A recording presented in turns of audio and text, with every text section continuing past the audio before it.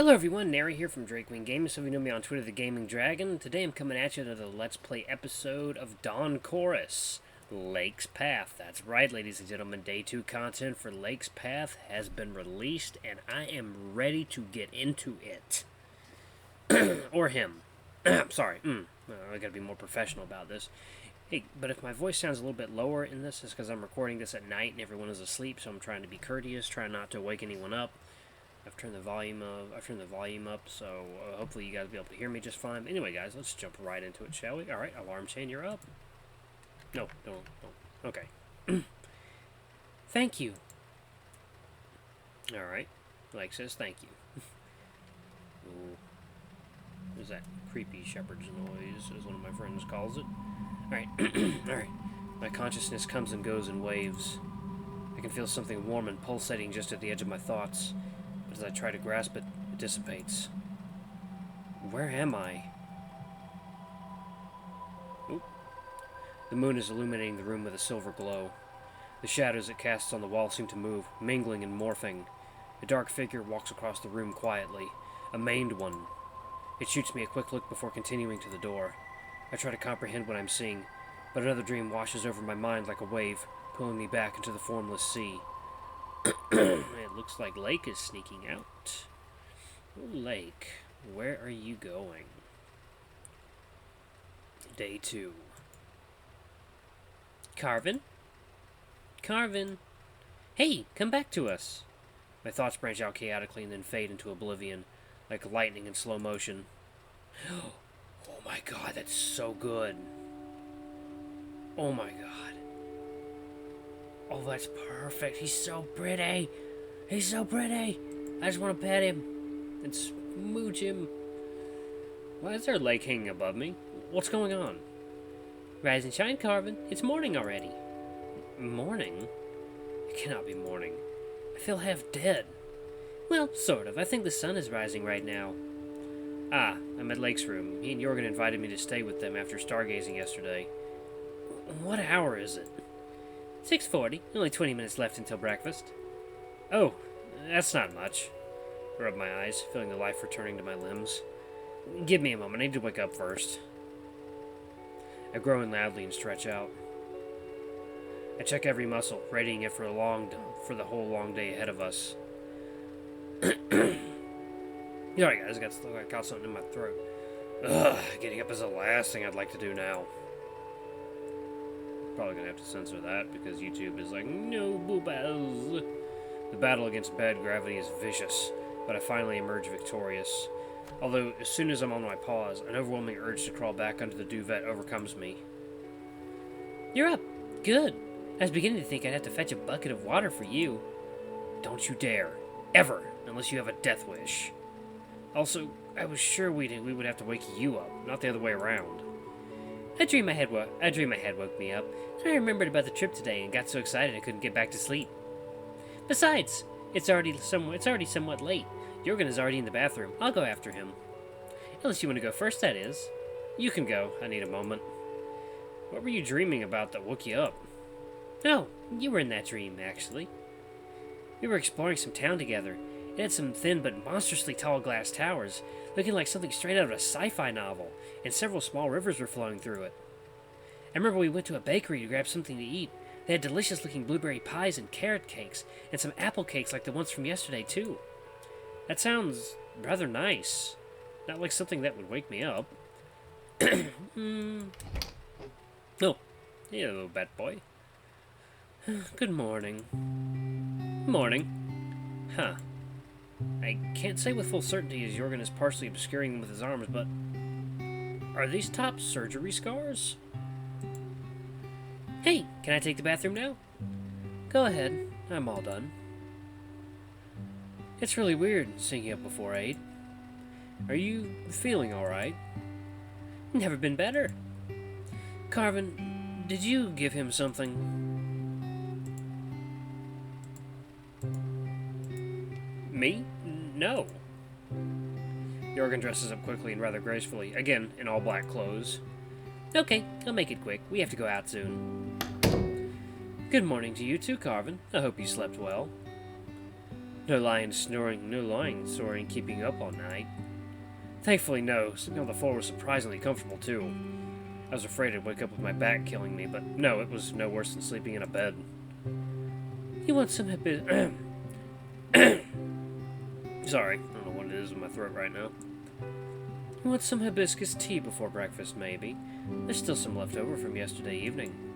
Sure, I could use some. It was really tasty, after you diluted it a bit. Jorgen goes off to pour us both some leftover tea, and I move to the window to check the weather. The gray, heavy sky is barely illuminated by the sun, still hidden behind the horizon. It's snowing heavily, so much that falling flakes obscure the view of the mountains. The ground is completely covered in snow, too. It must have been snowing for the entire night. Here you are. Oh, thanks. Jorgen sits down on the edge of the lake's bed with his cup, so I do the same. He's taking a spot next to him. I take a sip of the tea. Jorgen diluted it with hot water so it's pleasantly warm. This time, familiar with taste, I don't need any sugar to help gulp it down. Jorgen sips his tea slowly and quietly, looking out the window, or perhaps not looking anywhere in particular, just lost in thoughts. It must be really cold outside. I hope the snowfall settles before we reach the town. This much makes it much harder to take any photos. Oh, he's thinking. The cup warms my paws nicely. I never would have guessed Jorgen Ooh, I didn't know that. Okay, that's what that was. Alright. I never would have guessed Jorgen was trans. Or maybe he isn't, and I'm assuming too much. I don't have any trans friends in the uni or from high school that I know of. This is all a bit new to me. I don't think I should ask about it unless he mentions it first, though. I've been reading about near-death experiences recently. What kind? I mean the out-of-body, tunnels of light, full-on hallucinations kind of thing. People claiming they died, were separated from their bodies, and then came back, and how it changed their lives. And what do you think of it? I think it's ironic that they needed to almost die to appreciate living. Those who actually die never get the chance. Maybe it's good to experience something like that at some point in your life. Maybe not. I'm not a psychologist. I can only draw conclusions from what I read and compare it with my own experience of reality and the stories of others. Did you experience something like that?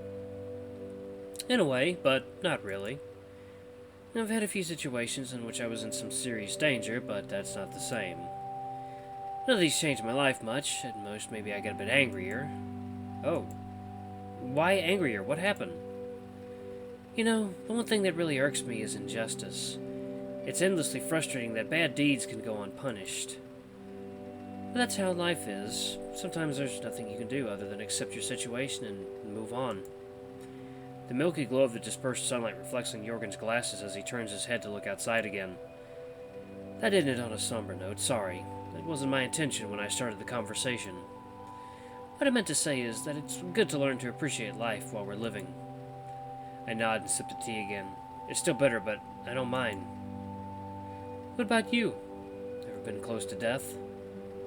No, thankfully not. I've been leading a peaceful life so far. Not that many dangers are out there in the Finnish wilds. Well, unless you drink too much and drown in a lake, but I've never been too that much into drinking. Good. My, what a foggy morning. It's so dark in here. It's so dark here. How much time do we have left? 15 minutes. We still have a minute. We still have a moment.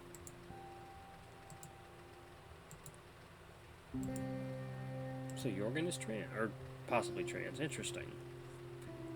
I always thought that he looked really feminine. That might be one of the reasons. That's good. Because I remembered something. Carvine, you have your instant camera with you, right? Yeah. Why? You were supposed to show me some more photos. Do you have any with you now? Not really. Just the one I took yesterday and showed you at lunch. Aww. Can I see the camera itself? I love the vibe that instant camera gives me. Sure thing. If you want, I can take a picture of you. Really? Carvine, that'd be so cool. You're the best. Wow, now that's some enthusiasm. That's not a big thing. Just tell me what kind of photo would you like. Anything works, really. I'd just be happy to have one. Okay, there's not much light here yet. You'd have to face the window and I'll stand here. Let me get dressed first, okay? Ah, right. Wow, flustered, he's even cuter. Lake goes away to dress himself, and I take the camera out of my bag. But turning it on, I see something shiny in the bottom of the bag where the camera was. Huh. at the bottom of the bag, there's the key to my room. I think I found the key. The key to your room? Yeah. I had it with me this whole time. That's good. You can retrieve your belongings now. Why would I put the key here, though? I must have been really out of it yesterday morning. Wow, what a stupid situation. You can stay here if you prefer that, of course. I got the mattress for the rest of the trip anyway. Right, Jorgen? Sure, I don't mind. You guys are really the best. I pulled them both for a hug, snuggling into myself closely. Neither of them protest or try to wriggle out, and Lake wraps an arm around my back in return. Thank you. No problem, dude. We're happy to have you here. Oh, the photo! I almost forgot about it. I grabbed the camera from the table and pointed at Lake. Ready? Shoot! I grabbed the milky white photo and pulled from the camera, putting it in a compartment in my bag. Why are you hiding it? I want to see. It needs a few minutes to develop. There's nothing on it yet. I have to shield it from the light. Right now the film is still sensitive to light. Let the chemicals work. You'll see it at breakfast. Not to be a buzzkill, but we have less than 10 minutes to breakfast now. I'll go wash myself then. Don't wait for me if I'll be late. Of course we'll wait. Speak for yourself. I want my morning coffee. Okay, I'm going. I'll make it quick. Oh, it's so sweet. Somehow we made it to the cafeteria exactly on time. It's emptier than I would have thought it would be, though. Jorgen went straight to the espresso machine to make himself a coffee, while Lake and I went ahead to find a table for us. In the middle of the cafeteria stands Rune and Miko, the former looking somewhat lost. Hey, morning! Hello there, morning. Good morning, Carvine. Oh, hello. Good morning, you two. You guys feel alright? You guys feeling alright? You look like you came here and then forgot why. Oh, I know I'm here to eat. I'm waiting for Rune to make up his mind on where to sit. Sorry, I didn't get much sleep and I'm still feeling rather woozy. Waiting for the matcha to kick in. Oh, that's not good. Why are you standing in the middle of the room, though? I expected Devin to be here already, but he isn't. He got caught up in some faculty stuff. For sure, he's up already. He's an early bird. Would you like to sit with us in the meantime? We could save him a spot at the table. Good idea. We could sit like yesterday at dinner, and joining two tables. Rune and I each grab one table and join it with the other, carefully as the tables are already set. Then I sit down next to Lake, while Rune and Miko take the spots opposite us.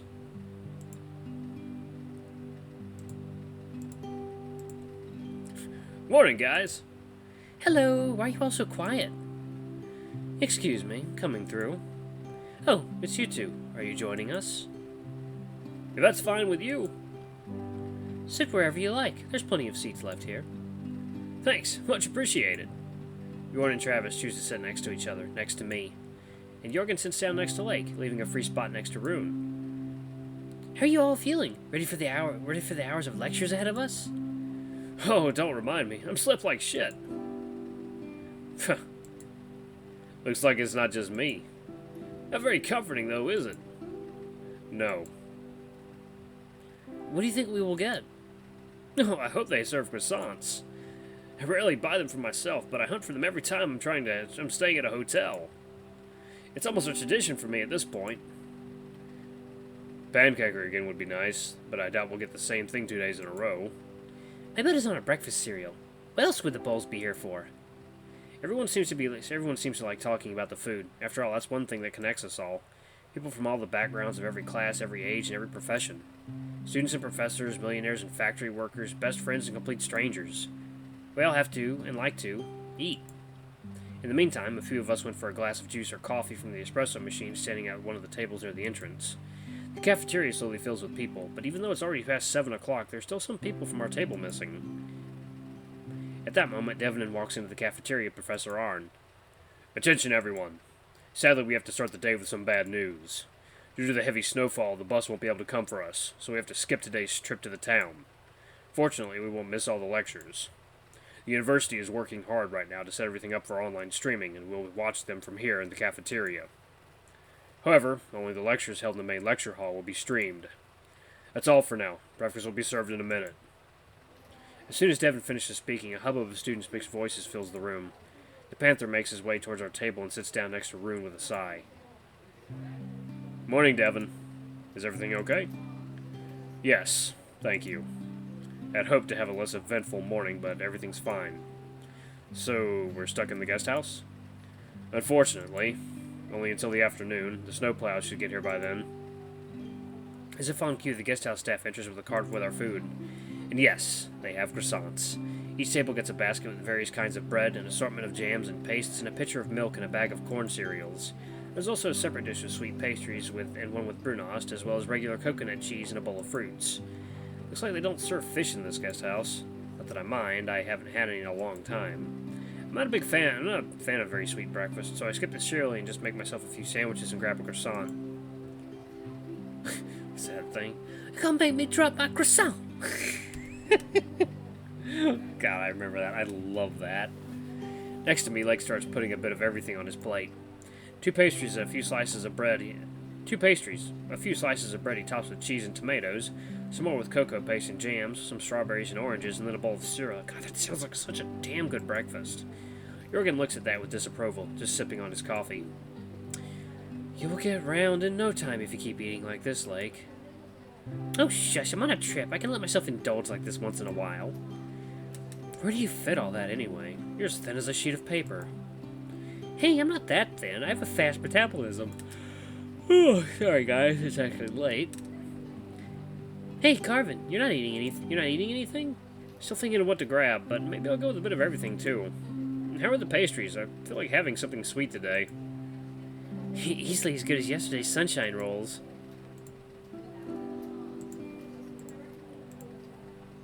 Lake ate a sandwich and a half of his rhubarber horn. Pronounce that, rhubarber horn. And half of his rhubarber horn already, while I'm still just picking some food for myself. Damn, he really has an appetite. Hey, don't look at me like that. I hope we could go to town and I'd grab some nice food there. Maybe visit a bakery like in my dream today. Gotta perk myself up a bit. I look forward to the trip too, but nothing is lost. We'll get there tomorrow. I guess, yeah.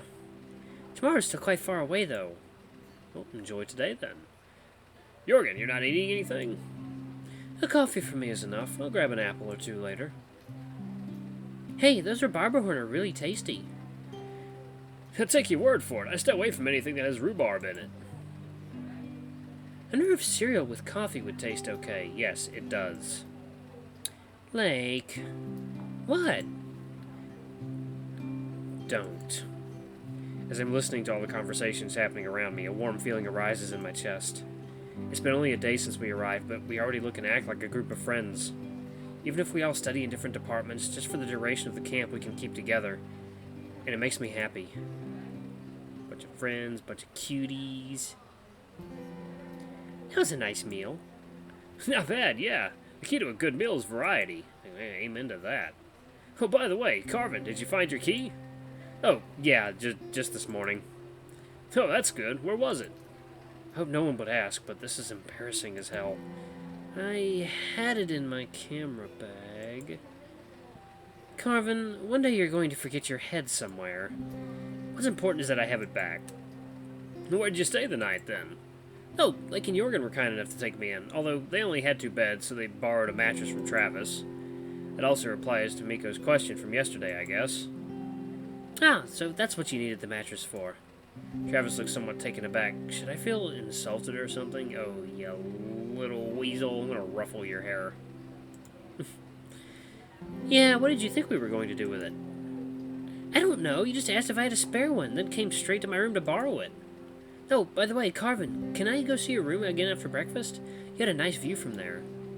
Huh? That's sudden. But it's Lake. I probably shouldn't think about it too hard. He's not the kind of person to have ulterior motives. Sure thing, no problem. I'm done with breakfast. I think I'll go there now. Oh, nice. I can hurry up too then. Lake leans above his plate and wolfs down, or should I say lions down, the rest of his food in seconds. What a beast. I glance sideways at the rest of the table, and the others seem to be too occupied with talking to pay any attention to us. Miko's discussing something with Travis, Bjorn chats with Jorgen, and Rune is busy with Devon. All done. We can go. You know, I would have waited for you if you asked. I wouldn't want to keep you waiting. Lake and I stand up from the table and say goodbye to everyone, before going to my room. And then they banged. End of build. No. Okay. It's nice to be here again. I almost forgot how this room looks. Despite that, it still feels mine. I'm gonna pause it right here, guys. We're almost alarm chant is almost close to going off. So, well, I hope you guys have enjoyed this little night video. Sorry if my voice was a little lower. You know, gotta make sure I don't wake anyone up. Anyway, guys, thank you so much for watching. This has been a new episode of Lake's Path. More to come, ladies and gents. But anyway, I love you all. I'll see you in the next video. Bye-bye.